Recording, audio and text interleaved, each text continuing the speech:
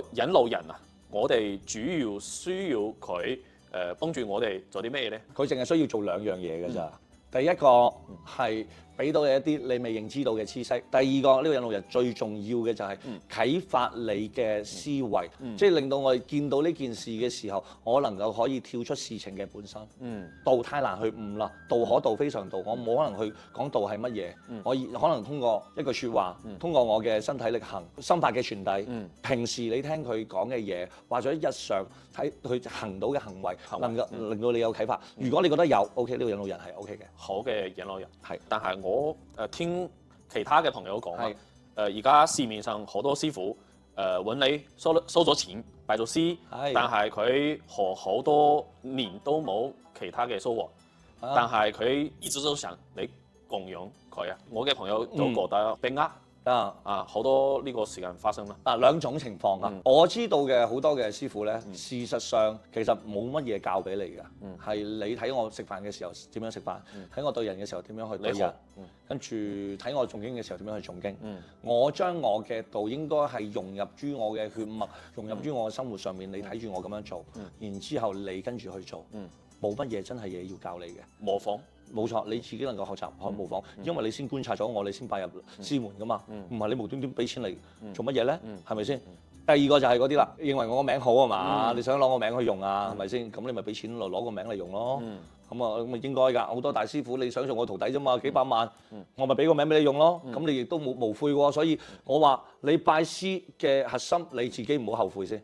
係冇人嗌住你要去拜師嘅，師傅唔會求徒弟嘅。所以呢個關鍵係自己嘅判斷。自己判斷。我哋自己點去選擇呢個方法？我想講咧，太多人都指意住有個名師指路，太多人都指住快啲，係啊，快啲拉我過去。其實就喺我哋嘅道門裏邊嚟講，你能夠去持續去濟世為人、懸壺濟世嘅人，其實你就係神。你不斷為咗你嘅私欲，為咗你嘅一啲目的去達到嘅呢種修行，你就係魔。神與魔、神與鬼一線之差。我哋永遠相信修道啊，8個字：命由我做，福自己求。咁你個命係點解係你自己做咧？因為道裏邊嘅一句説話係我哋最後要明白到嘅，叫做與道合一、與道合真。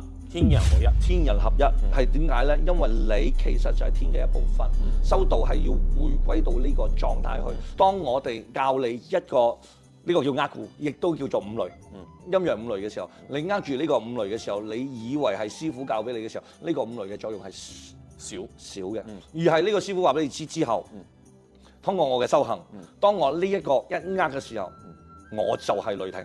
我就係神仙，我就係雷霆，因為我係無極生太極，太極生兩儀，生我出嚟嘅啫嘛。呢個引路人係話俾我知，其實我就係佢，而唔係我依附於邊個借邊個嘅法嚟用。咁啊，有啲人就話我要用師傅嘅壇，我冇壇，我點樣做？天地就係你嘅壇，你自己就可以啦。萬物就係你嘅兵。係啊，當你知道雷霆由我作嘅時候，呢個修行之路開始啦。冇任何嘅師傅，只有你自己。